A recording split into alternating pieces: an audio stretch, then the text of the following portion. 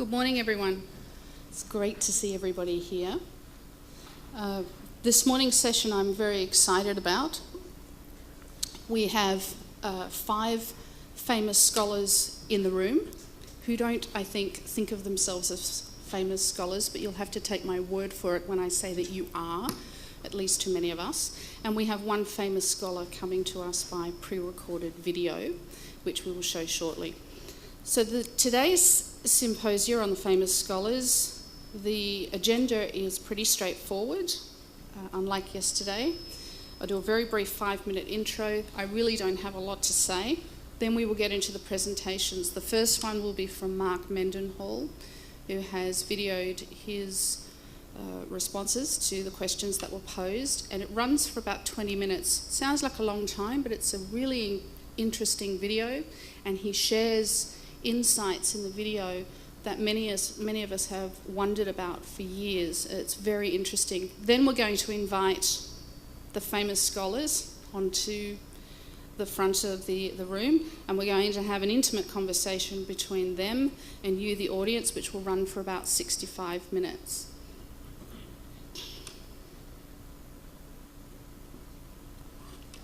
So the idea for this symposium, why get famous scholars in the room? Jan and I wrote in chapter 1 of our handbook, we wrote a history of expat studies, and it went right back to the 1950s. And reflecting on that, we both realised that although we know of our famous scholars today, there's actually a whole group of people that came before our contemporary famous scholars, the likes of Cecil Howard and John Ivancevich, etc. Some of them are still with us and some of them aren't. But that led me to think we've lost our opportunity to talk to some of them about the early expat research, which I would have loved to do. But let's not miss the opportunity to talk to our contemporaries that are here with us. As you know, we lost 3 of our colleagues over the last 3 years. We lost Nina Cole in 2015 to a long-term illness. And then last year we lost Michael Harvey. And then this year, just 2 weeks ago, we lost Iris Fischelmeyer. So let's take the opportunity to engage with each other in a symposium like this, in a venue like this, and to do this. Now, the famous scholars that will be here have collectively authored or co-authored 12 of a top 25 list of most cited articles. And based on yesterday's symposia, the top 25 list of most cited articles comes from the theory meetings of expatriate paper that was in EURAM. And I identified from that with Jan, who we wanted to invite to do this symposium today, and they're all here. And I have some of these on the table if you want to pass it around so you can see who the famous scholars are. Each of them is going to discuss how the idea for their paper came about, their seminal paper that is listed here, the process of publishing the paper, how they think their paper has shaped the field, which, on reflection, is not a question that they should probably be answering. It's probably one of their peers here that should be answering how they feel that their paper has shaped the field, or how you feel it has shaped the field, and where and by whom they see the next 20 years of research being conducted. Now, this is really important. I'm a mid-career scholar. Many of you in the room are early career scholars or PhD students, and we're sitting here with senior scholars who are famous. And I think quite often, as a junior or a mid-career scholar, we feel intimidated by being in the presence of these people whose work we admire and respect and we consider to be almost gurus.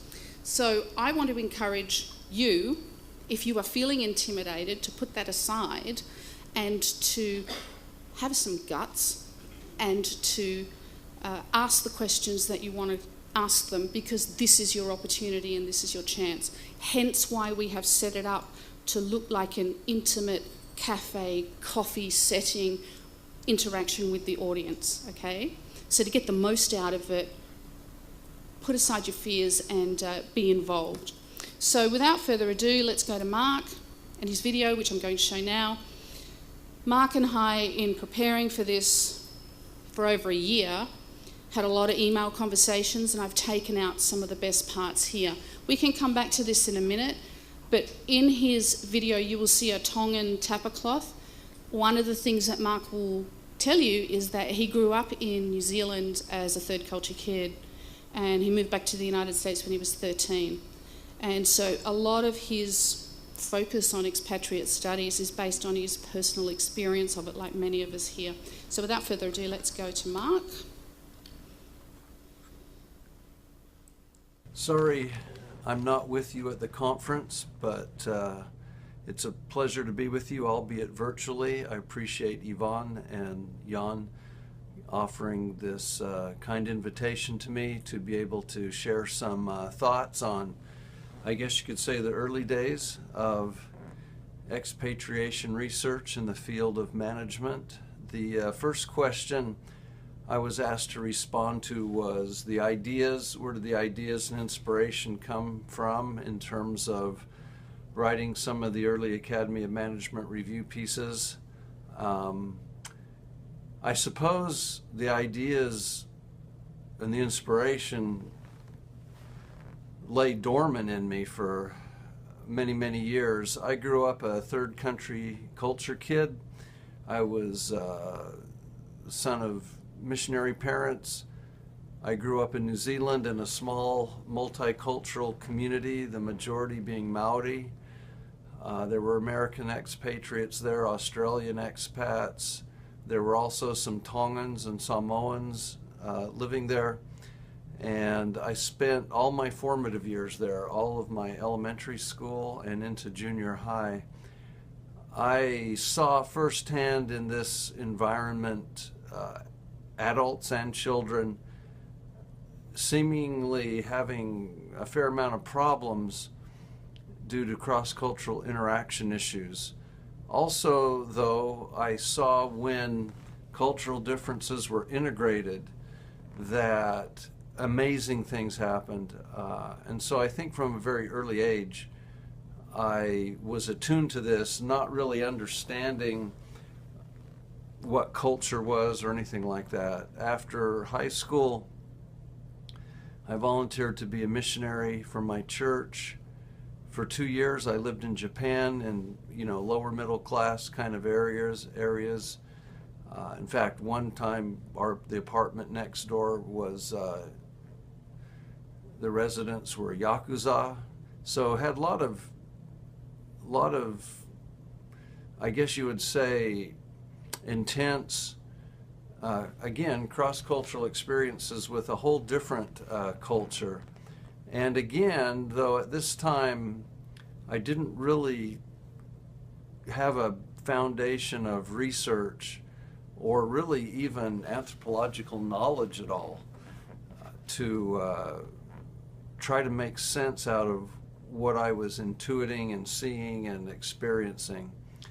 Later, when I started my doctoral program, I became interested in cross-cultural psychology. I found myself in a very small office, very small, barely enough room for 2 people, with Gary Odu, who spoke French fluently, had lived in France, and also had done a semester, possibly a year, I can't quite remember exactly, in Yugoslavia. He had a master's degree in teaching English as a second language, and we were in a social psych doctoral program, and as we were studying the different theories in social psychology, we started to wonder about how these theories played out cross-culturally, etc. We began to think about whether there were very many people who had experienced what we had experienced, essentially being expatriates, and what happened when they tried to work overseas. I didn't even really know the term expatriate. We just started looking at some research literature, of course ran into the Peace Corps studies and others, and we started to insert into all of our doctoral writing assignments looking at everything from a cross-cultural standpoint. We published a few things in International Journal of Intercultural Relations, and towards the end of our doctoral program, we started to review the literature on cross-cultural adjustment of expatriates. We were lucky that the library at that time where we were at had a tremendous amount of white papers and other international research. This was before the internet. So we were very fortunate that we were able to locate studies that would have been really almost impossible at that time to locate if we had been anywhere else. And by the time we both took our first jobs, the paper had been submitted to Academy of Management review, and luckily we came into this field right about the time AACSB, the major accreditation agency, as you know, in North America and of course now the world, was pushing for the internationalization of curriculum and research because it had been so North American, UK dominant in terms of context of research. So I believe that our review paper hit Academy of Management review right at the exact right time when they were looking for such research, and also because that research had not existed yet.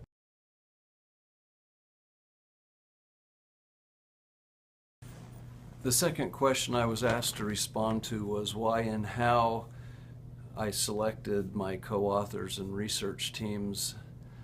There wasn't really any kind of grand strategy involved. As I mentioned before, Gary O'Dew and I had been office mates in our doctoral programs. We both were interested in the same topic, and we wound up just working well together. Our strengths integrated well.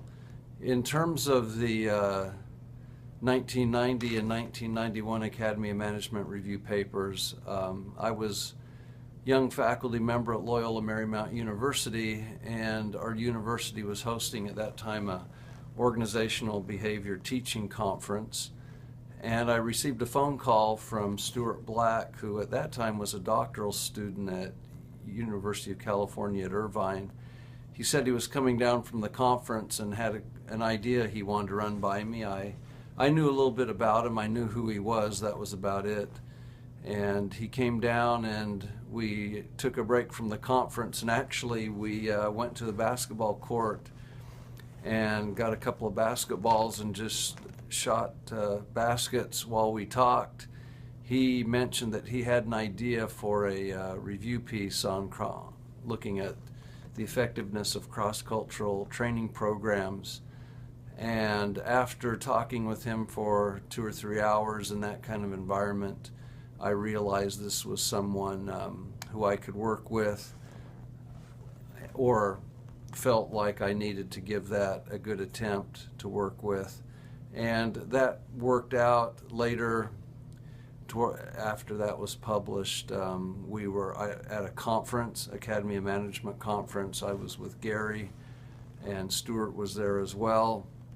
I can't remember who brought the topic up, but we felt like the field was in need of a model in order to drive empirical research forward. The three of us kind of got together, started talking. He knew a lot about the socialization literature.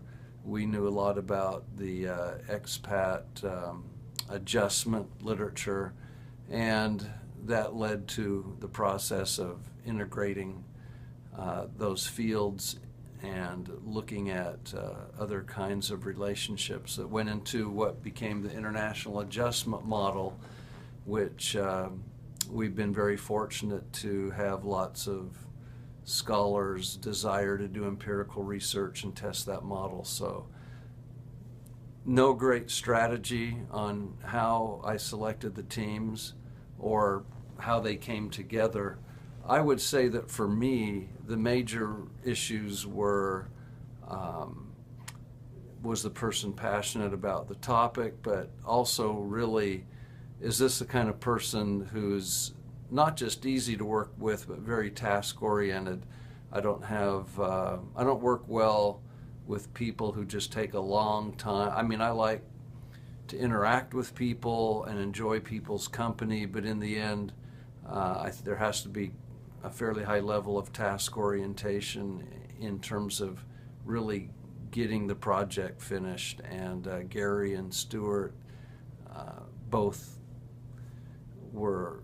have high competencies in that kind of area, so just kind of worked out that way.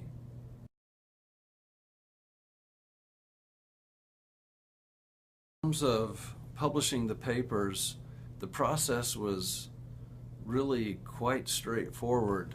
For all the manuscripts that were published in Academy Management Review, JIBS, etc., the reviews that came back were always required some revisions, but the revisions were not unwieldy or convoluted or required us to do gymnastics to get through them. They were very straightforward, workable, and after we submitted each of the revisions that we made, the papers were accepted, and my memory of the whole process is frankly very straightforward. So I don't really have much more to say about it than that, except that we were fortunate, and I think that our ideas kind of hit the field at a very opportune time. There was a good integration of what we were interested in and passionate about and how the field was evolving.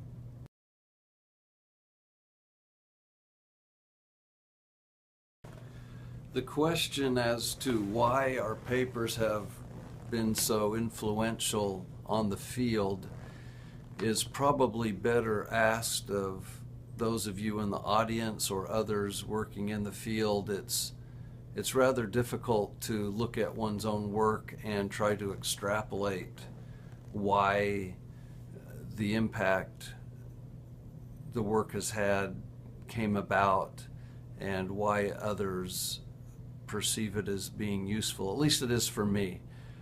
I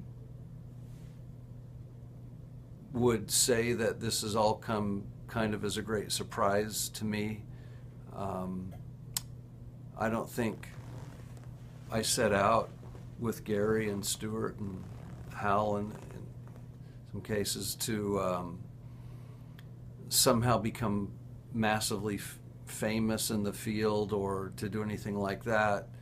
I think my concerns were more pragmatic. I had a passion for the topic. It was something that was important to me to help people understand. I felt that if we could understand expatriate adjustment in a more logical, nuanced way and frame it in a model, I believed that, just like Kurt Lewin believed, that there's nothing as practical as a good theory. And I really felt like I wanted to do this and be involved with it to actually help expatriates. And so that was one primary motive. The other motive was to publish in as high-ranking journals as is possible for, just professional career purposes. And I would have to say that was the primary motivation, was just to have a successful career and to help expatriates and people who find themselves in cross-cultural situations that are very confusing and painful. All of these papers were written before there was something known as Google Scholar Citations. I remember there was the Social Science Citation Index, which were encyclopedia-like books that you had to look things up. It was very unwieldy. I think things were quite different then than now. It was more, were you able to publish your work in well-regarded journals, and did you find being ambitious in the academy to be part of what you wanted in terms of your career? So yes, the long-term influence of this research on the field did come, well, I should say is a surprise to me, because it wasn't really done with those expectations in mind. It was just simply to do some research, do work that could help expatriates, and that would also reflect well on my career by being able to be published in well-regarded journals.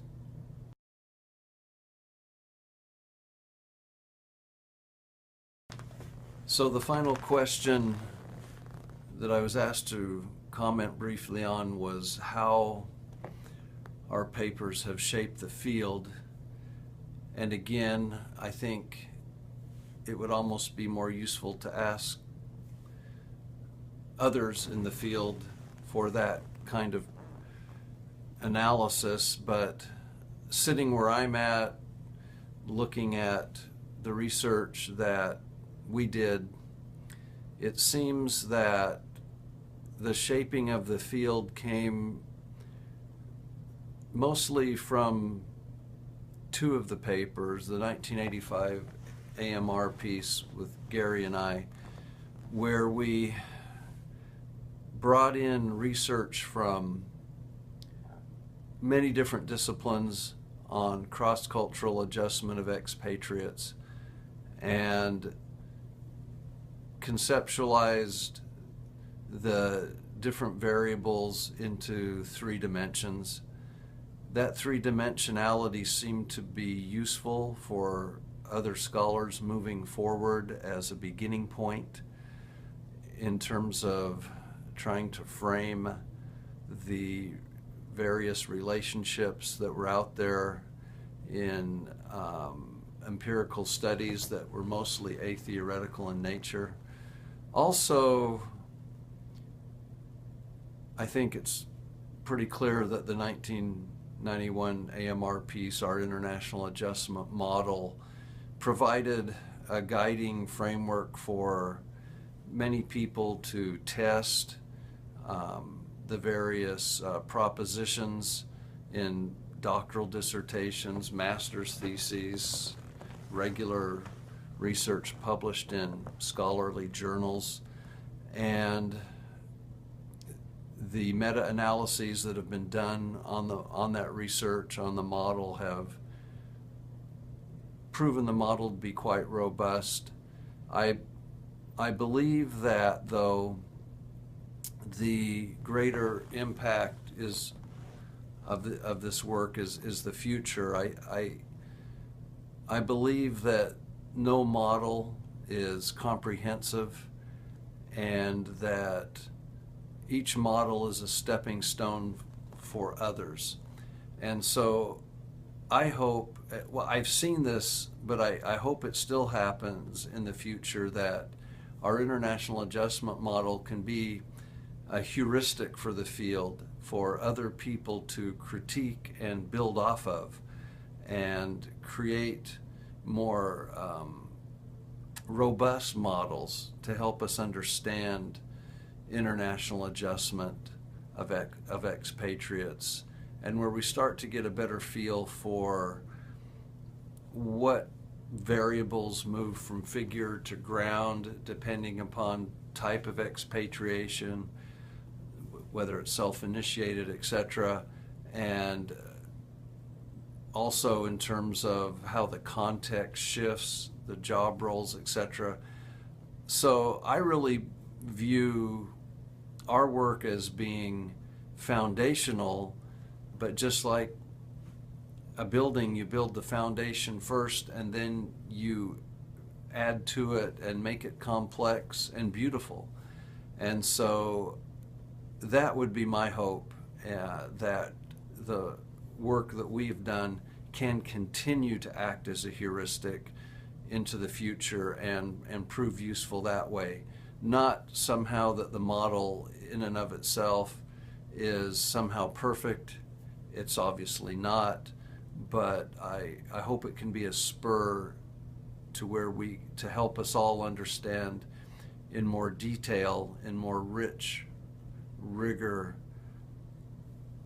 what the process really is and what does it really involve in terms of adjusting to another culture productively.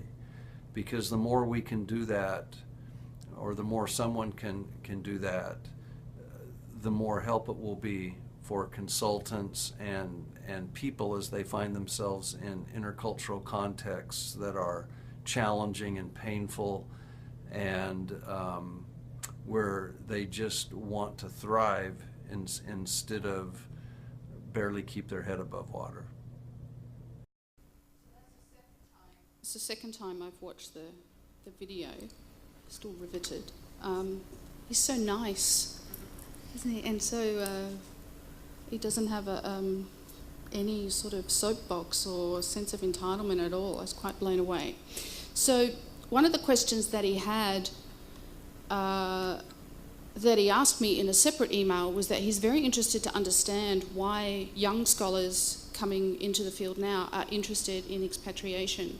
Why is it a topic still of interest, and what is it that we find exciting about this field that we want to study it and continue to have careers in this field? So that's a conversation that he would like to have with the younger scholars, and we may set that up perhaps next year at EURAM and maybe have an interaction. So we're going to move on now to, they can email him, and I'll give you the email contact details if you need it. Let's invite our panel members to come up, our 5 famous scholars. We have Margaret Shaffer, Chris, okay, Anne-wil, Guenter, and Dave Collings, who gave me a bit of a heart attack because I only saw him physically for the first time this morning about an hour ago. I didn't know if he was going to show up. Okay, so I'm going to take a seat over there and moderate, and these are our questions up here. If you need to refer to them, I'm going to refer to them as I ask. We now move into the very intimate conversation style where we are engaging with the scholars, so please don't be shy and please be involved. Where are you on here, Chris? Your paper is Jonkin and Brewster, Citari, 2008, International Journal of HRM. And let's remind ourselves what it is. Where are you, Chris? Okay. Career capital during international work experiences, contrasting self-initiated expatriate experiences and assigned expatriation in IJHRM. So how did you come up with the ideas and inspiration for the topics you chose? Actually, I think I've got 2 papers there, so I'm going to talk about the one that I prefer to talk about, if that's all right with you. Okay. Anyway, the thing is the same, of course. I was working with Professor Subsidiaries, who's gone home now, so I can point out that all the failings in these papers belong to Professor Subsidiaries, and all the real insights were my own. So just to put that in context so that everybody knows that. How did we come up with the idea? Well, what we did, of course, was we looked at the literature and we saw where there was a theoretical gap where we could make a theoretical contribution, and then we went back to the literature and developed some clear yes-no hypotheses, and some of you are looking at me as if you believe a single word of this, because we didn't do any of that, of course. That's how you write it up, because that's what the journals require, but we didn't do any of that. The great advantage that we had with this paper, or both of these papers, which have not been followed up in much of the work that's come out since on self-initiated expatriates, was that we had a really good database. Vesa had access to what was basically a list of every business graduate in Finland. And we just went through that list, found the ones who were working outside Finland and sent them a questionnaire. We got the questionnaires back and we looked at this, and we found that about half of them weren't expatriates at all. And then we got really worried because half of our list were working outside Finland, but they weren't expatriates. So that's when we started saying, what the hell is going on here? And we came up with this idea of self-initiated expatriates to explain what this was. It's the first time. By the way, I should say that self-initiated expatriates are not new. Even yesterday I saw something about new types of international assignment. I think every type of international assignment that the academics have discovered over the last 15 years has existed for hundreds of years. None of this is new. The proportions may be changing, but as the only evidence we have on that is a few consultancy reports from their clients, I'm not even sure about that. So we know there have been self-initiated expatriates for at least 2,000 years.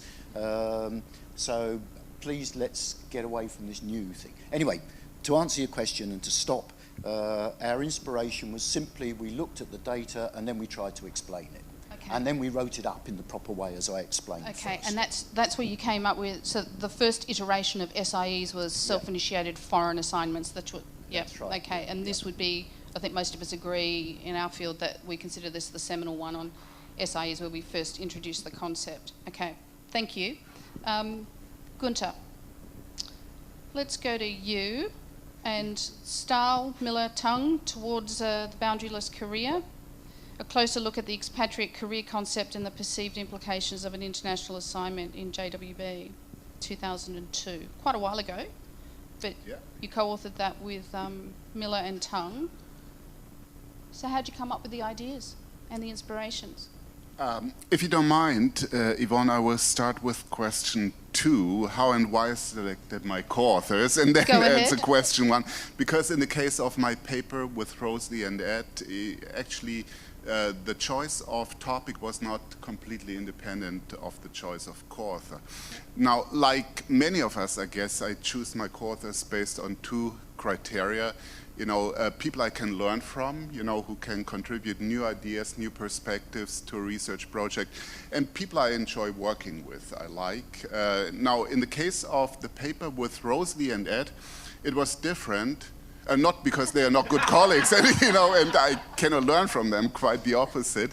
But, you know, I didn't choose them as co-authors. They invited me to join them on a research project. They had developed a survey questionnaire, you know, that included lots of items looking at different aspects of the expatriation process and collected large amounts of data on US and Canadian expatriates.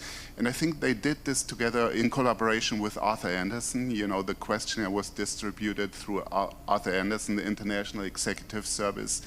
And they, you know, Ed Miller, who, you know, sadly passed away some years ago, approached me at a small conference, the ION meeting, and asked me whether I might be interested in taking this questionnaire that they have developed and, you know, collecting data on expatriates of German companies or companies, you know, based in other European countries. And, you know, I was a bit lukewarm at the time, you know, not particularly excited about just taking questionnaire that others had developed and just collecting data. But I was very junior at the time, first-year assistant professor at INSEAD, and I guess I was, you know, flattered that, you know, 2 really famous scholars asked me to join them in this project. So I said, yeah, I'd be happy to do it, but I want to include additional scales, you know, measuring aspects of related to the expatriate career concept, because that is something I'm interested in. And in particular, at the time, and this leads me to question 1, you know, my inspiration and ideas for the topic, I was interested in the concept of boundaryless career and how it applied to expatriation. From my experience teaching INSEAD MBAs and working with, you know, executives, very limited experience at the time, you know, it was clear to me that, and many of them, you know, had been on international assignments or were currently on an international assignment.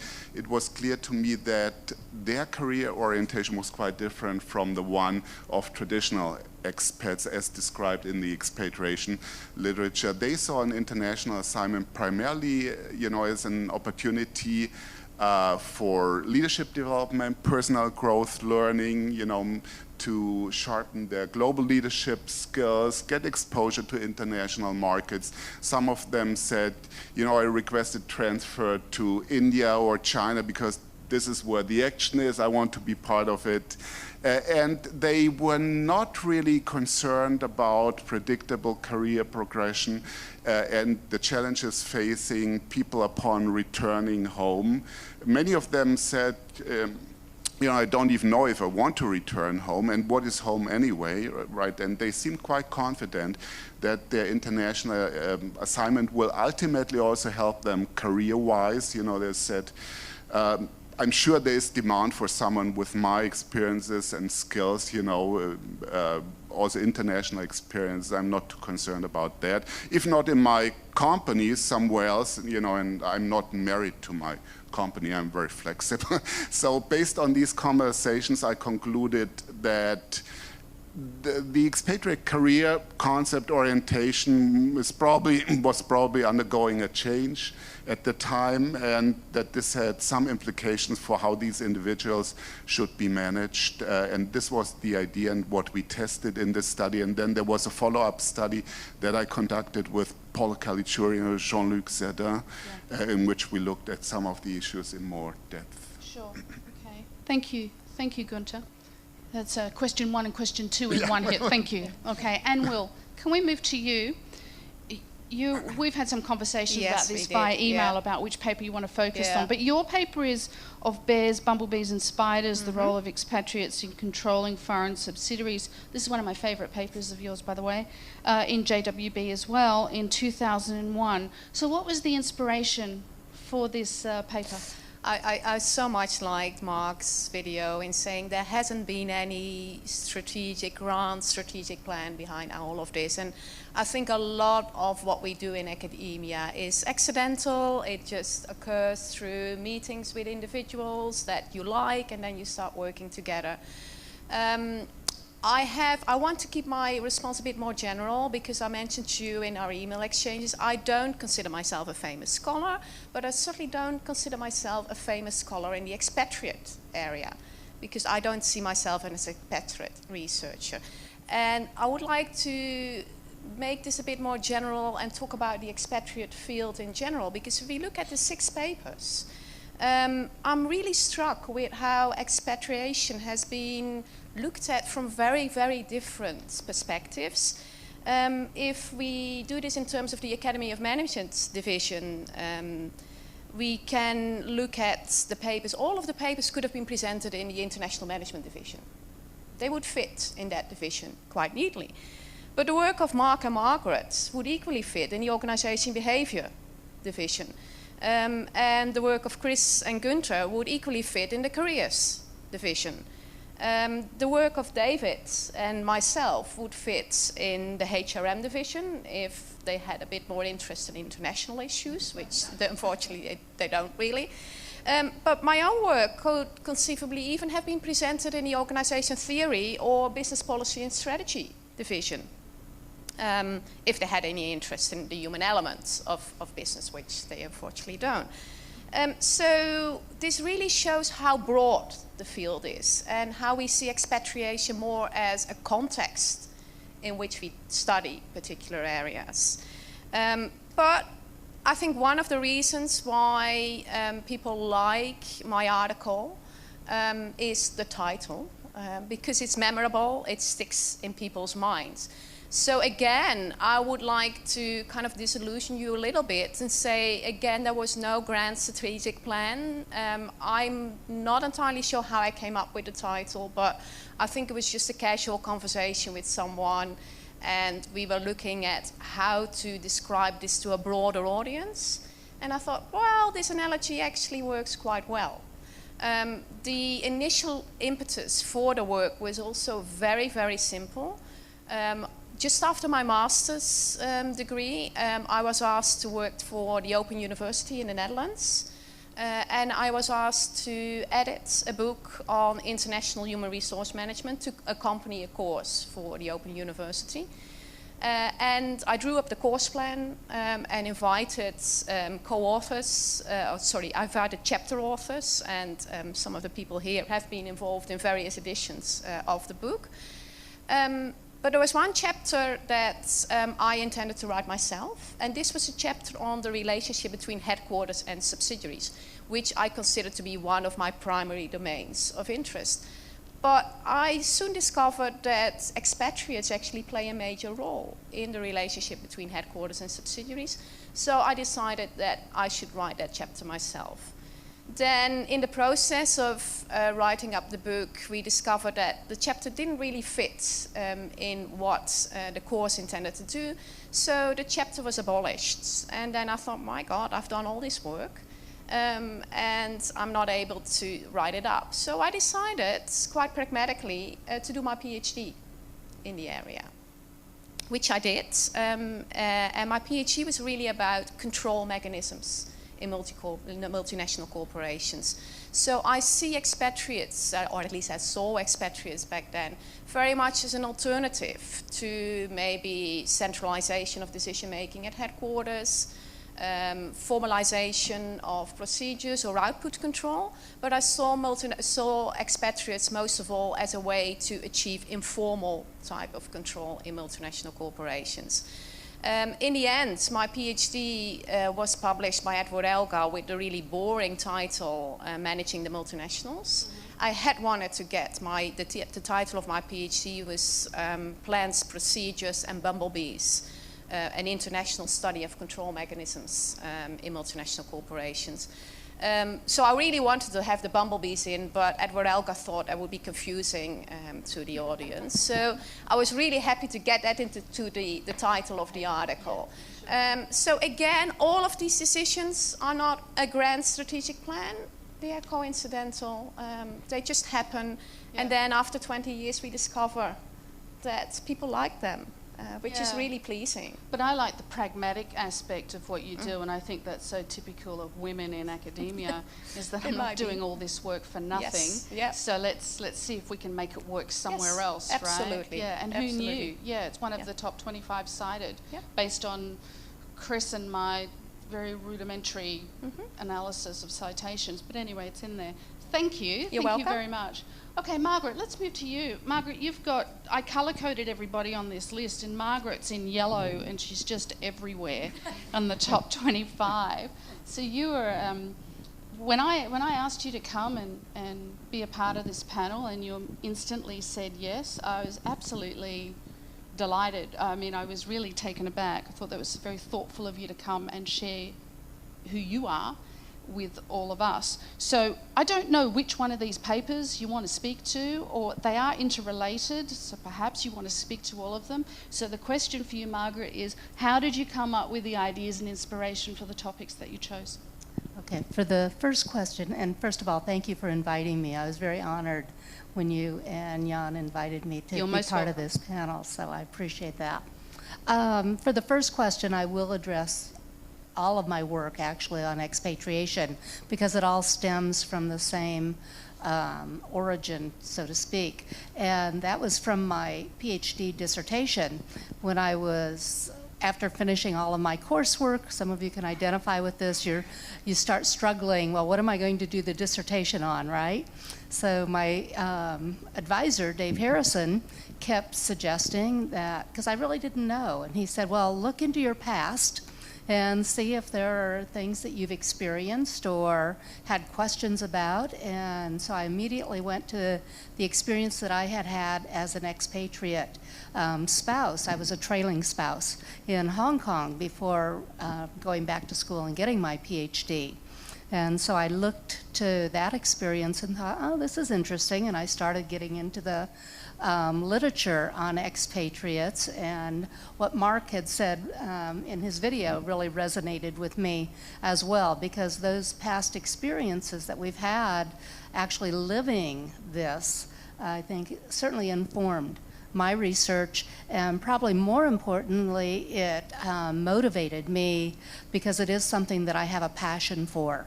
And so that's why I have continued doing this work.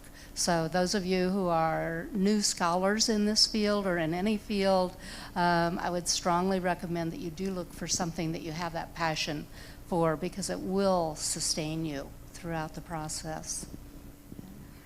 Another female academic with a personal story. I love it. It's, you know, the passion, the personal, the pragmatic, etc., etc. Okay, Dave, over to you.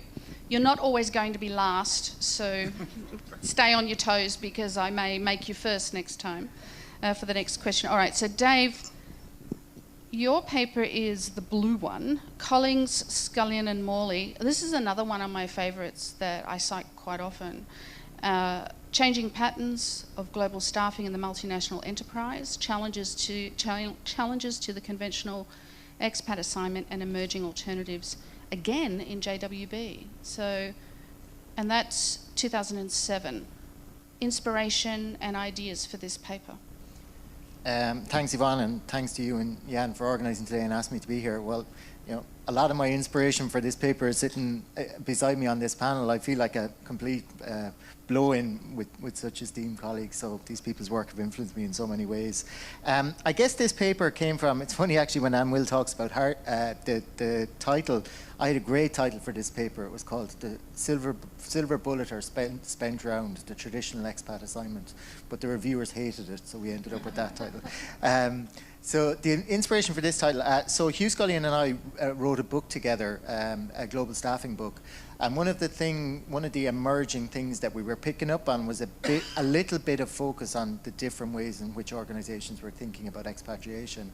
And I've always had a very applied interest in my research, so I was reading a lot of the applied literature, practitioner reports and the like, which were all pointing towards a greater usage of short-term assignments, a shift towards international business travel, largely been driven by cost, but a whole bunch of other stuff. And there had been a small number of academic pieces, none really published in a mainstream IB or international management journal. So I think we were looking at this emerging area. There wasn't a coherence to it in terms of just bringing it together, and I think that was really our inspiration was, you know, this is a phenomenon that's interesting, it's important for practitioners, so let's try and see what we know and what we don't know. So I think it's probably the only conceptual paper of the 25. Okay. And okay. Actually I picked up on Anne-wil's point as well, it's one of only 2 macro papers. Yes. Most of the rest are about the expats themselves. Anne-wil's paper and my paper are about the process of managing expatriation. Sure. Okay. Thank you, Dave. We're going to stop here for a second and check in with the audience. Questions? Who has a question for these esteemed colleagues? Who would like to know something about, based on what they've said? Yes. Pia's going to come up with a microphone so that we can hear you for the recording. Yeah. In relation to the last speaker, you said you like to help practitioners. And I was wondering what kind of feedback did you get over the years? So we write this, you have written all these famous articles, and what is your feedback from the field? So did they mention that it helped? How does it work? How does that feedback process work out? Yeah, okay. So yes, I've had lots of feedback. My experience of working with global mobility professionals is they're very interested in the type of work we do, but they're far too busy to do anything with it. So, you know, it still fascinates me that despite all we know about repatriation and how difficult it is, and the risks to attrition and people walking out the door, that even very big multinationals don't manage repatriation well. So I think they're very interested in it. I think they buy into it. And my more recent work looking at the integration of global mobility and global talent is really hot. They love it. But my experience of global mobility is it tends to be run by tax professionals who are very focused in not messing up risk issues, not messing up compliance issues, and that's their focus. And mobility isn't managed on a strategic basis in most of the organizations that I see and work with. So I think they're interested in it, but I think the functions are generally under-resourced and they don't have the space and capacity to give the strategic aspects as much interest as it deserves. I don't know if anyone else. Thank you, Dave. Another question, and then we'll continue with what we want to interview our panel about. Do we have another question? That's okay. Let's continue. Okay, Dave, we're going to start with you. Co-authors. The question is selecting authors and research teams to work with. Okay, so I want to be a bit more provocative and say advice for the audience on selecting co-authors and team members. You know, good experiences, bad experiences. You don't have to name names, but what's your feedback on that? What's your wisdom on that? I completely agree with Guenter. I choose people to work with who I like and who I want to work with, and I completely agree on the learn bit. So this paper was published in 2007. I started writing it at the back end of my doctorate. So I was very inexperienced in publishing. And I always say to doctorate students, find someone to write with, because it's not a science, it's an art. And you learn so much by working with people who are experienced in the publication process. I wrote the vast majority of this paper myself, but it wouldn't have been published without my co-authors and what they brought in terms of some of the nuance, how to deal with the reviewers, those elements of it. So I think first and foremost, particularly early in your career, find someone that's an experienced publisher to write with. It fundamentally increases your chances of being successful. And then, you know, sometimes those relationships change over time. Sometimes what an author brings to your writing earlier in your career is hugely valuable. As your career matures, perhaps you, I won't say outgrow, but perhaps you get to a stage where you want to do different things, where maybe you want to reach a higher level in terms of the journals you want to publish in, and maybe you want to work with someone who's more experienced at those levels, or you want to branch into another area. So you work, you know, Mark gave some great examples of how his teams brought together people with different expertise. So I think as your career evolves, maybe you need different things at different points in your career. So I think, but the most important thing is someone you can work with and someone you get on with. If that's there, then that's a great starting point. It kind of sets it up for success, doesn't it? What gives you a better chance. Yeah. And Will, I want to ask you a question about co-authors. Sure. Do you have I'm always, you know, we talk about selecting co-authors. Yeah. I tend to feel you have to be a good co-author as well, right? Yeah. It's about what you also bring to it. Absolutely. What are your do's and don'ts of co-authoring? Do's and don'ts. I guess a lot of it, and this might sound repetitive, but a lot of it again boils down to personal chemistry. If you don't like a person, then it's very, very difficult to co-author with them. So my do in terms of co-authoring is I will only work with people that I think will give me positive energy. If working with someone is a chore, if a co-author doesn't bring, and this sounds a bit grand, but doesn't bring joy to my life, if I get an email from them and I think, oh my God, no, then I might finish the article with that author, but I might not embark on another collaboration. So you see that some of the co-authorship they maintain over time. You work with people again and again. Some people you might only work with once. That doesn't necessarily mean that it wasn't a success. In my particular case, and I was actually staggered by this, in my particular case, I think I've worked with over 50 co-authors. I didn't even... I think Chris might beat you on that. Yeah, but actually that doesn't include the more than 50 people that I've worked with who have collected data in different countries. So they have been co-authors, but in a less traditional sense. So if I include those, it will be over 100. But that might sound like I'm burning through co-authors with every single paper and I don't like the people, so I don't work with them again. Absolutely not. But the problem is I'm interested in so many different things. And as my colleagues have said, working with new authors is a way to branch out into new areas. So that's very much my I want to strategy. pick up on two things here, and I want to compare Chris with Margaret. Because Margaret, you've had very long-standing relationships with your co-authors over probably a couple of decades. I want to talk about that, but Chris, you're an example of what Anne-wil's talking about in terms of new, young, fresh research coming out and using that to help them. It's almost like what Dave was saying, the senior scholar with the junior scholar, helping them publish and research. So I want to come back to you and talk to you about that. Let's start with you, Margaret, about your long-standing, how do you make that work? It's like a marriage, right? How do you keep that going? Sometimes it lasts longer than a marriage, no. I'm still married, have been for 43 years.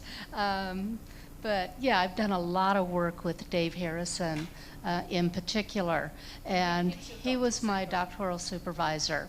And actually he was a young scholar when he started supervising me, and he was only an assistant professor, and I was his first PhD student. So I think that also helped us to bond a little bit more. And he had never been out of the country when we started working on this topic, so he didn't know anything about expatriates or anything, but he just found a natural interest, especially in the cultural aspects of it and all. And I remember inviting him to Hong Kong. I think that was one of his first trips that he made abroad, right, and has traveled pretty extensively now since then. And we have continued to work, and I would say he's probably really the brains of all of this, because he's a super brilliant man. And so we've been fortunate, I think, I know I've been fortunate to work with him. Quite a bit of my research also, I do involve my PhD students in a lot of the projects and papers that I'm on, and I find that to be very motivating, working with them, because they continue to inspire me also, because I want to help them and I want to see them learn from the process, and I always end up learning a lot from working with them as well. Thank you. Chris, you and I are a new co-author adventure. It's been not yet highly cited though. No. It's so I have this experience of co-authoring with you on one paper now. Actually, I think it's been about 3 we've done. So talk to us about what you're looking for in co-authors and what that experience is like for you with these young, fresh scholars, and why you do that, why that interests you. Okay, well, slightly in my own defence, it's not so much that I'm burning through co-authors. I'm interested in a lot of other areas as well as expats, so there's different people. I'll do these in about 3 minutes, so it's not as bad as it sounds. But I picked up 5 points that came through I just want to emphasise. First of all, as people have said, there wasn't a plan. I mean, one of the things I think that younger scholars should be doing, they always say it's a good idea to learn from your mistakes. I think it's a much better idea to learn from other people's mistakes. And I've made a lot, so I've got a lot to give in that respect. Also, I think you're putting this forward as if it's our choice, and actually often it isn't our choice. As Guenter said, you get invited to do things, or young, vigorous, exciting people come and ask you to help, and then want you to put your name on the paper when you've done it, or whatever. So very, very quickly, a few points. First, I think it's really good to work with other people. I think almost everything. Very few. I actually did something earlier this year, which was just on my own. But very few of the things I write, I do on my own. It's boring. Other people can always come with good ideas, and very often the people I write with are people from other countries as well. And I think that's because they come with different sets of assumptions and ideas that what seemed absolutely ordinary and everyday to me, they say, "Why have you said that?" And I think, oh, that's right, why have I said that? And that's quite a useful process. Third, I think it's contextual, of course. If you're a Spanish if you've just finished your doctorate in Spain, you are expected to do your first couple of papers with your supervisor. Other countries don't have that, but that's the way. And there's no point in saying to people in Spain, but your supervisor made no contribution. Why are you putting their name on there? And even first, that's just the way it's done, and so we have to remember that sort of context. I would generally say that writing with your supervisor is not necessarily a good idea. You know, sometimes it is, but sometimes it's not. I like Guenter's point that really you should try and work with people who know more than you do about something. That gives me vast scope, so I've got lots and lots of people I can work with, which is kind of nice.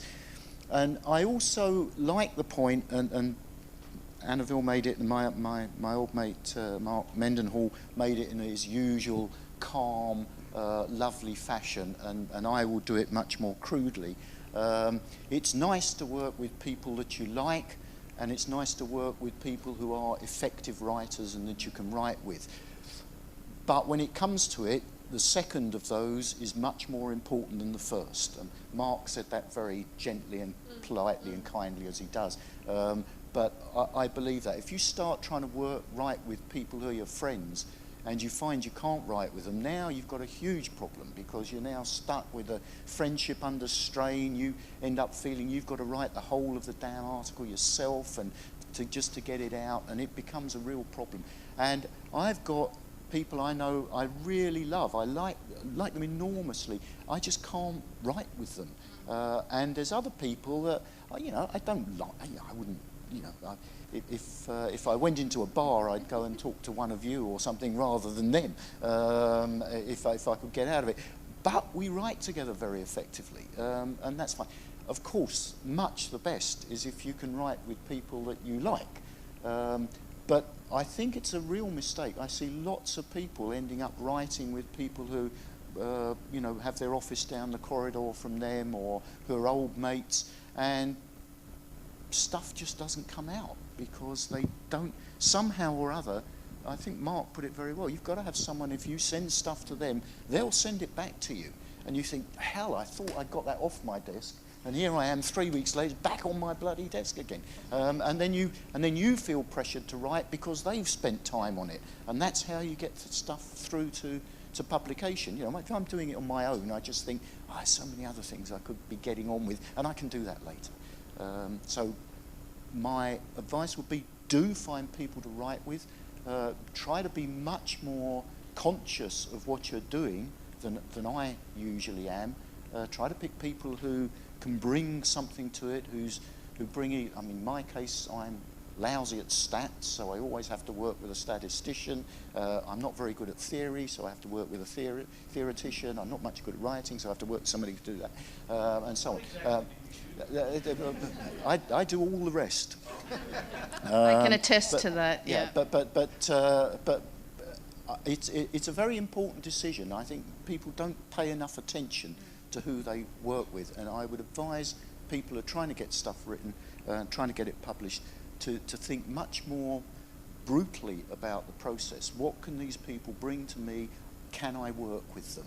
And then if you like them and so on, that's good too. I would agree with that, because when we started working together, which was 2 years ago, you interviewed me by email. He did, and he sent me a list of these are my do's and these are my don'ts, and I don't make any apologies for it. And so I sent you back my list of do's and don'ts, which was pretty gutsy, I think, considering who you are. And my list is really short. You must use EndNote. I mean, I just can't do the manual referencing thing. You've got to. I don't know whether you had to go and learn how to use EndNote to write with me, but it's just, you know, we all have our little things that we need in order to be efficient. I'll give you one little tip. If I draft something out and I send it to somebody, and they send me back some really smart, intelligent, insightful comments, I don't work with them anymore. What I want is for somebody to send me back stuff saying, I haven't commented on this, I've just changed all your rubbish into something that I think is good, and now you change mine, and we'll keep doing it like that. I don't want comments. I can't work with people who send me comments. You don't want a reviewer on your papers. Right. Correct it, improve it, send it back to me, and then I'll have another go. That's what works for me. I think what Guenter was saying was that you need people, co-authors that are doers, people that will actually, and Mark was saying that too, you need people who can get to the end, like complete, right, because that's the point. Let's move on. I'm going to skip question 3 I'm going to go to question 4, and I'm not going to ask you why you think your paper was influential, but I'm going to ask other people. So let's do Guenter. Your paper in JWB, the Boundaryless Career paper. Dave, why do you think it's been so influential? I've really put him on the spot. Thanks, Yvonne. Because he just got off a plane. I have read it, yes, I have read it. This is payback for not telling me you were on the way. No, I think there's a couple of points. I think if you look at a lot of the papers, I think something stands out. First thing, there's a big premium for first mover advantage. So writing something early in the evolution of an idea. So the boundaryless career had probably been around for a little while, but its application in the context of expatriation. So clearly there's a value in first mover advantage. I think the second thing is choosing the right home. And part of that, of course, is we all want to publish in the best place we can. And then the second consideration is where's the best audience for your paper. And you know, this might be a little bit of a sales pitch, but if you look at where the papers are published, Journal World Business is the one that's published the most, with Jib second. And I think that's reflective of the long tradition of expatriation research in Journal World Business. And now I'm delighted to be part of the editorial team. Guenter is part of the editorial team, as is Paula Calgary. So we have, you know, a lot of expertise in that space, and we continue to publish. So I think the right outlet is important. And I think the other thing that you see when you look across the papers is that it's generally not a standalone piece of work. The person has developed a portfolio of work in that area. So when one thinks about the area, one looks for those people's names and sees what's out there. Yeah, and that's a Margaret here, because Exactly. when I think about particular topics, you're the name I instantly look for. Yeah, absolutely. Yeah. And I think that's a big part of it. It's, you know, so when I was thinking of this for my own paper, one of the things that struck me is there was like 5 years in a row where I published something in this space, and I recently read a paper that cited all 5 of them. You know, that doesn't happen very often, right? But your name is out there. People think of you when you're in the area. So there's an element of that being important. So I think first mover advantage is huge. I think then secondly, the right home, the right audience, and then that it's not a standalone piece of work. It's not always about the actual quality of the study or the level of theoretical development. It's sometimes the right time, the right place, and just having influence in that way too. Yeah, which was what Mark was saying, right? About they never set out to be famous. It was just that definitely the right time and the right place. It was the opportunity. And Pia, we were talking yesterday or Wednesday about first mover advantage for you on your work with expats and terrorism. And Alan was commenting on how you were getting in at the ground level and how advantageous that would be for you in your career, which I think is a good point that Dave is making. Margaret, I want to ask you about the impact of Anne-wil's papers. Why do you think Anne-wil's papers and highly cited papers have been so influential? How has it shaped the field? Anne-wil, okay. I'm always amazed when I read your work because there's always such nuggets of really good ideas in there, and you present them so well. I especially like the bumblebees and bears one, and I admire you for tackling qualitative research and being so successful in getting that published, because that's really something difficult to do.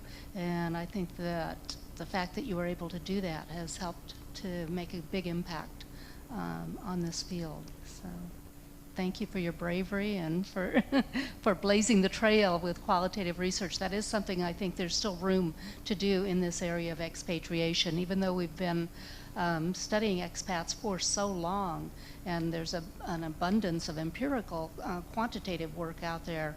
We still don't have that much with respect to qualitative research, and there's still a lot to learn about expatriates, so it's good. I want to ask you, Margaret, and I'd like you to respond. You are arguably, you know, I really wonder, did you sense that what you wrote would have the impact that it did? Because I think we can all agree that a lot of what Margaret has done has been very impactful on the field because it is so rigorous and high quality. Was that a surprise to you, or did you have a sense that you were building this large body of work what's your reaction to that? I would echo what Mark Mendenhall said, and I did not set out to be successful in this field. I wanted to publish good research, and that was my main motivation. Contrary to what most of you are experiencing as young scholars, my first position was at a university in Hong Kong out of graduate school, and they did not have a tenure system there. So I was doing work with tenure in mind as the end goal. I just really focused on doing good research, and that was what motivated me. So I'm pleased that I've been able to do that, and I hope that it has inspired some others to follow suit. Okay, thank you. Chris, can I ask you to comment on Guenter's work? Rubbish.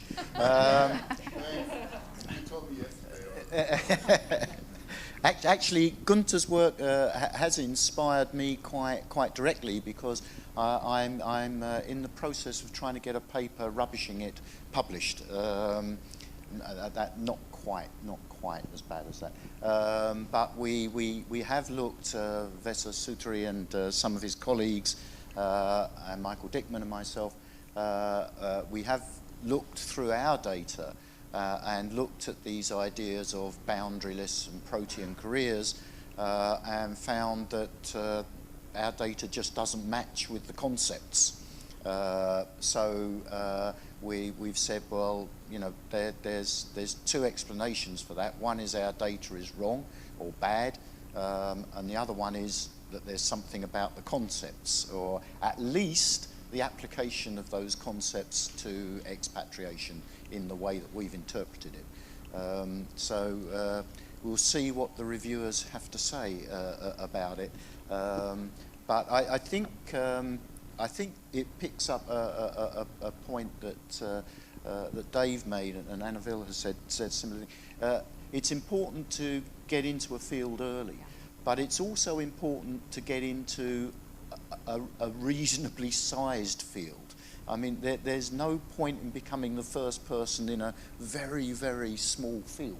I mean, the thing about looking at you know, the management of a whole range of different forms of internationalization, or looking at the processes of expatriation, or looking at areas like boundaryless things, or self-initiated expatriates, those are big fields. We're talking about millions and millions of people in all of those areas. So I just don't want people to run away with the idea that that, you know, the thing is to get a niche and be the first person in that niche.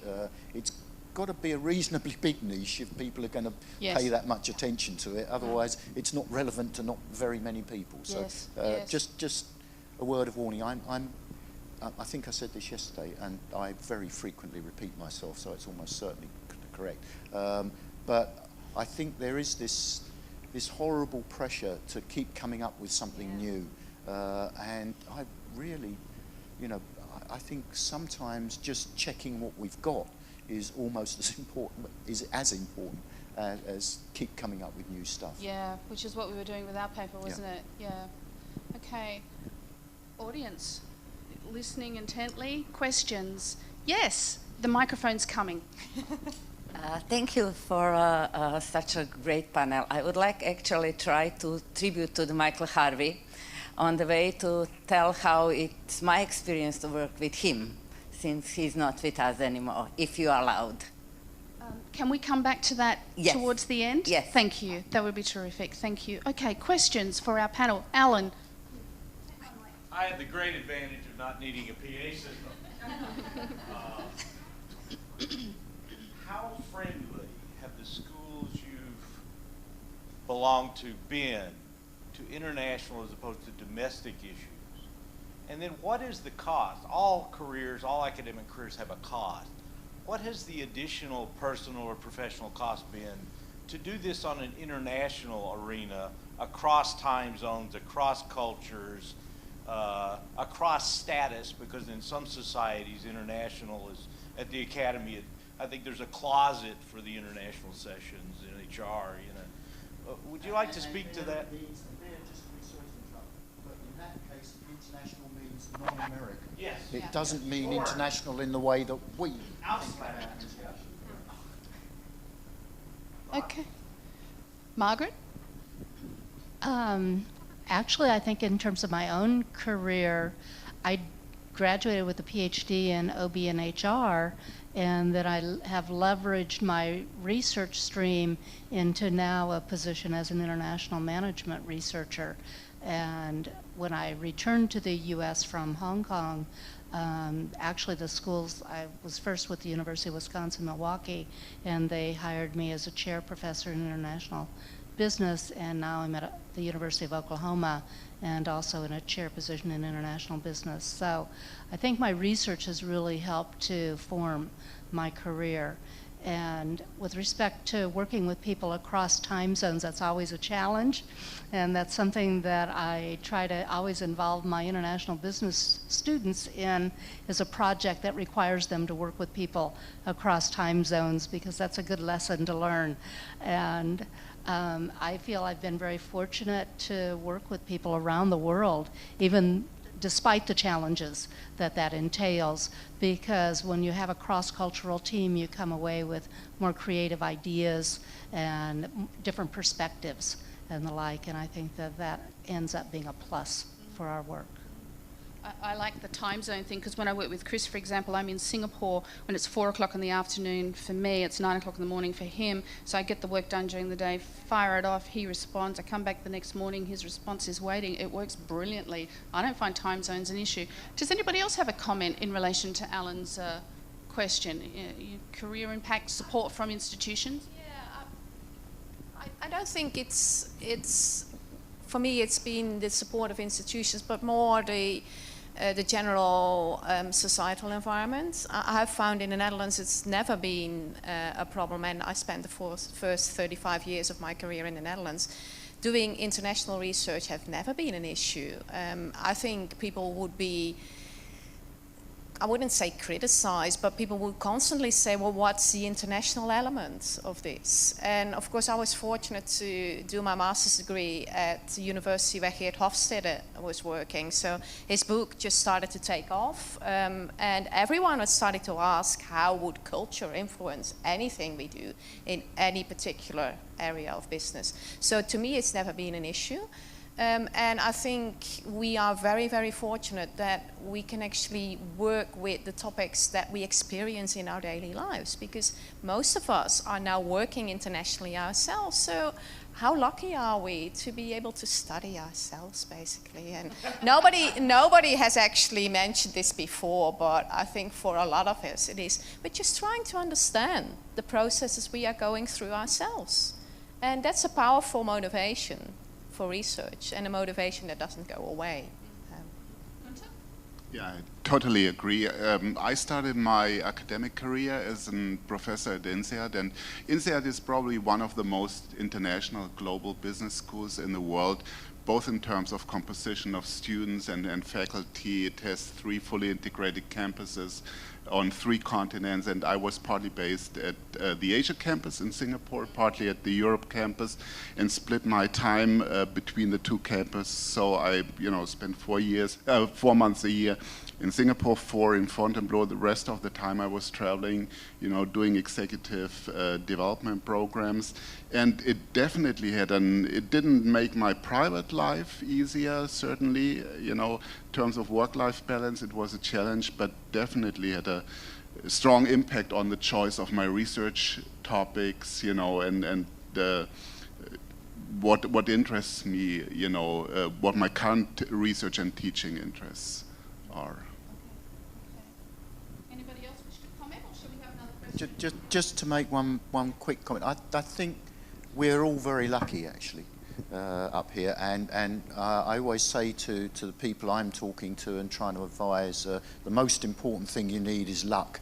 Everything else comes second to that. But I think we have been very lucky, because I've been involved in this kind of stuff for a long number of years now, since the 1980s, and I think we've all been riding a wave.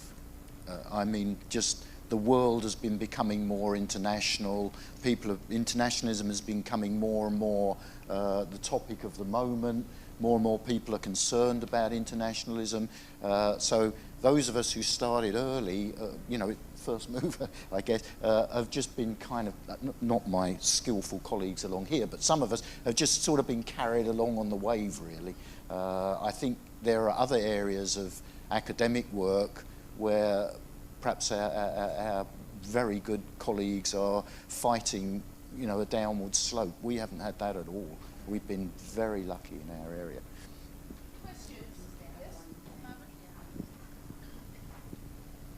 Actually, when I graduated with my PhD, I didn't even look for a job in the US.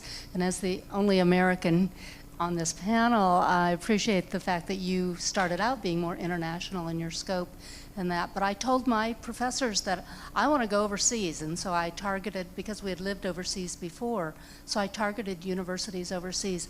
Every one of them told me not to do it, that it was going to be like academic suicide if I go to a university that is not in the United States. And I ignored them and took the risk, and it's paid off. So sometimes I think it's worthwhile to go ahead and take some of those risks and follow your heart instead of just following the advice of others, even though we're trying our best to sit up here and give you advice, sometimes it's not always something you want to take. Thank you. Questions? Do we have any further questions? I'm interested to know some personal things about you, because you have this aura of, you know, mystery. Yes, Phil. Okay. Thank you. A quick question. I'm just picking up on a couple of things you said earlier. I'd be interested to know how important you think the titles of your articles turned out to be. And I ask that specifically in the context of metaphor, because of course Anne-wil's title is very an important metaphor, and Dave, you referred, I think, to wanting to have a metaphor and being told not to. And as a new scholar, frankly, I find a lot of the titles very boring. So they don't attract me to read it. So I'd be interested in your thoughts as to how important that was. Well, thank you very much, Phil, because you've given me the opportunity to answer to a question that we were asked to answer to, but haven't had the ability to do this. I think titles to me are hugely important, and they're becoming more and more important because there is so much out there. And you're right, a lot of the titles are so boring. They're descriptive, but that's a worry in itself because they're descriptive and boring. So what's the article like? So you really need something to stand out. And I think I've probably used that quite effectively in some of my articles. With the work I've been doing on academia in general, I try to be a bit more provocative. One of the articles is written as a follow-up to my first academic article. It's called Are Our Referencing Errors kind of impacting on our scholarship and credibility? It's articles like that people at least read the abstract. So I think it is important. So if you find yourself facing unfriendly reviewers in the revision process, I would push with the editor. Be careful though with using things like song titles because they date over time, and what might be hugely significant for you might not appeal to junior academics. But wordplays always work well because they are memorable. So yes. Thanks, Anne-wil. A great question. I think we underestimate the importance of things like titles.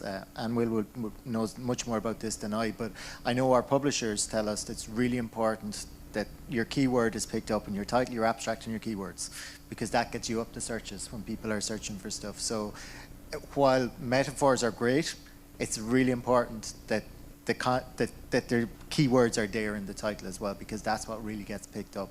So I think it's a balance between trying to find something that's catchy, but ensuring that it's very clear what the article is about. And it's a bit like Anne-wil's point on songs. You know, if it's too abstract, then it's lost. So really ensuring that the words appear, title, abstract, keywords, gets you up those searches, which are much more important. And actually, on that, something else that's really important in terms of impact is it's easy for people to get to the paper. So don't underestimate, and Anne-wil actually is probably the best example in our field of a website where you can access every paper that's Anne-wil's published in its pre-publication format for the most part. Why does that matter? It matters because if I search for something on Google Scholar and there's 3 papers on expatriation in China, and Anne-wil's one has, you know, a link to the pre-publication PDF, I don't need any firewalls, I don't need to log into anything, I can access it. It's more likely to be cited if I can get to it. So don't underestimate the importance of putting your stuff up on repositories, your institutional repositories, ResearchGate. You know, obviously there's copyright issues, but you can put up in most cases the pre-publication version of it, and just ensure that the full citation is on it, including the DOI. If that's there, you get the cite for it. So I think in terms of how our field is evolving, making our work firstly findable, if that's a word, but secondly accessible is really, really important and is a big part of the impact story, I think, as well. Thank you, Jay. Phil, did you have another question? You said you had a couple, it was just that one? Sorry if I did. No, that's fine. I just wanted to make sure, that's all. Any further questions? Do we have people? This is your chance. Do you feel uncomfortable with the word famous scholar? Does it, when people say that about you, do you kind of sit there thinking, who me? Like, seriously? Is that oh, absolutely, yeah. Okay. Any further? What we call socially desirable response. No, absolutely. Because it does kind of, actually, I come to think of it, one of the reasons, and this is not socially desirable, but one of the reasons why we might feel uncomfortable is that famous scholar seems to imply that your best work is behind you. And I think we would all like to think that our best work is still ahead of us. So yeah, I'd rather not be a famous scholar. So I have one final question for you all, and you're not prepared for this at all. But if you had one, like this is being recorded, so this is going to live on forever. You've got one opportunity to leave a Margaretism, a Guenterism, an Anne-wilism, you know, a Chrisism and a Davism, something about that you want to pay it forward for the next generation of expatriate researchers. What is it? What is that one thing that you want them to know about this field, their research, that you want them to take away as we move forward and we progress in this field? Chris, can I start with you? Thank you very much.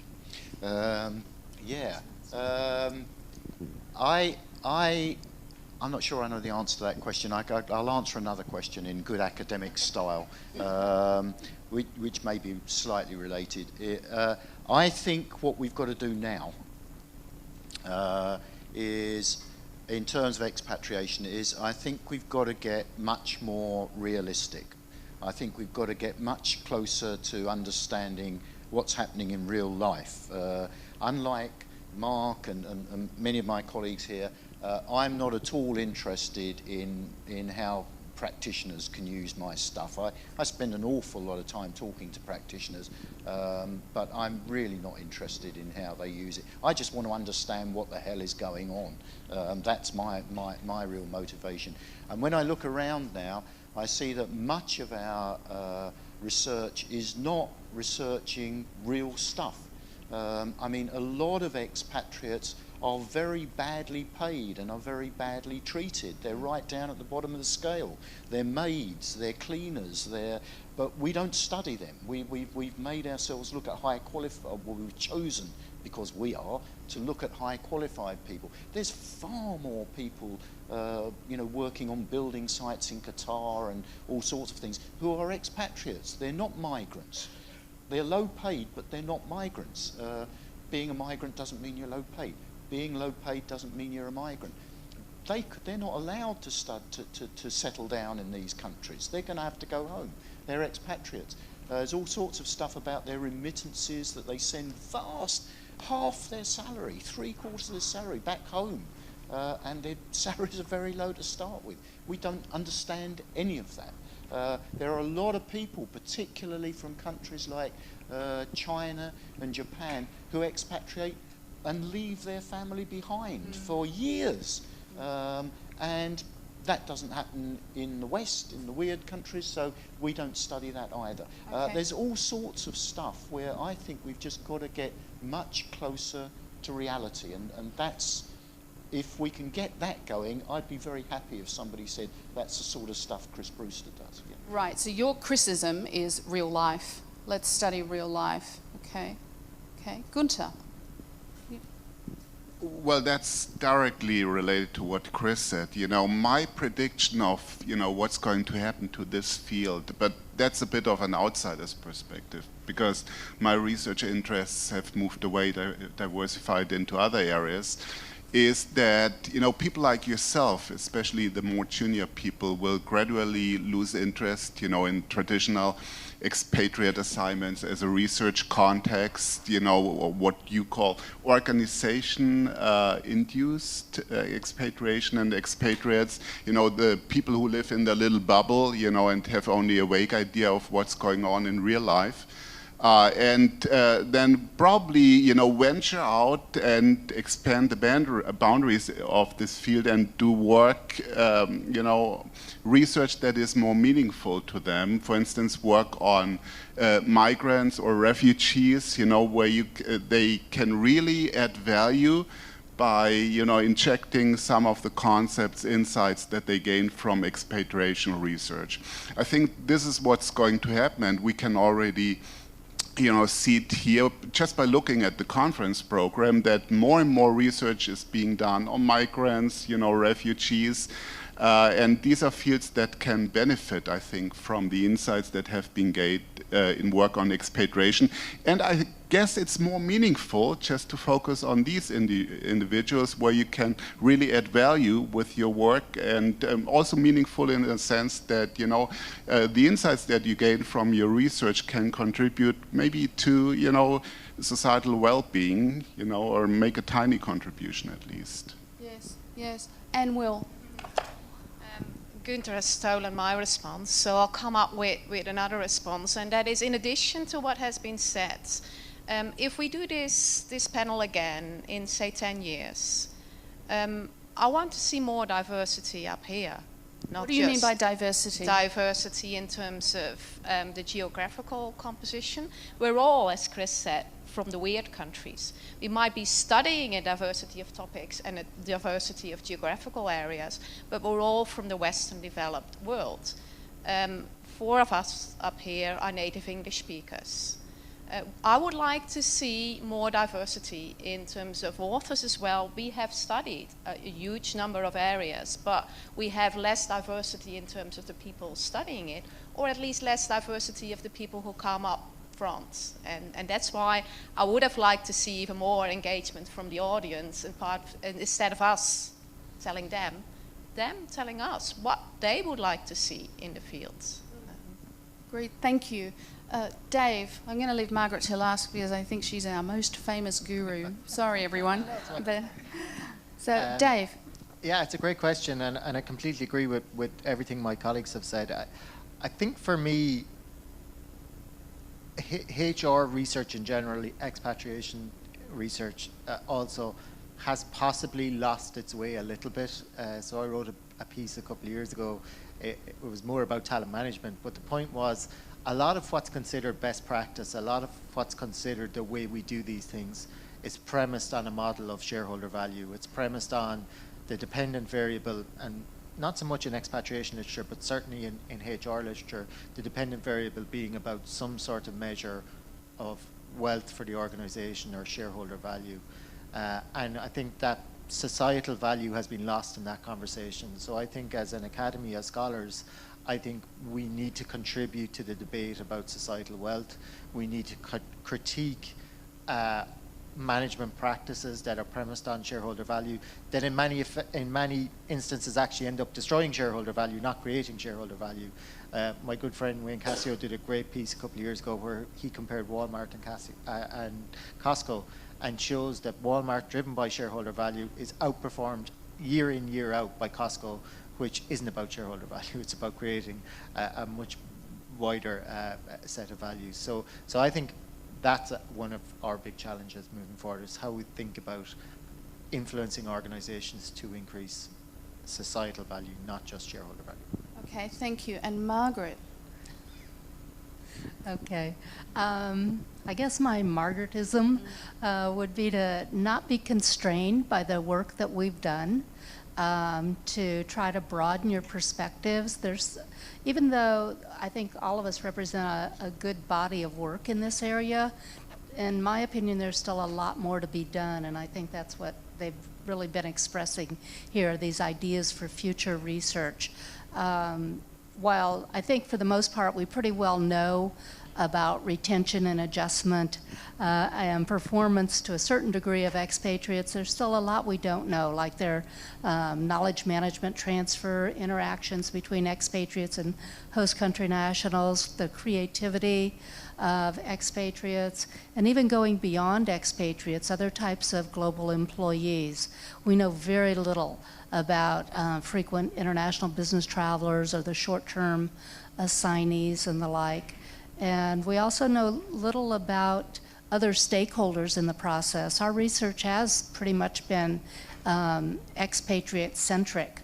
And there are these other stakeholders, whether it's HR or families or colleagues and the like. So there are a lot of opportunities out there.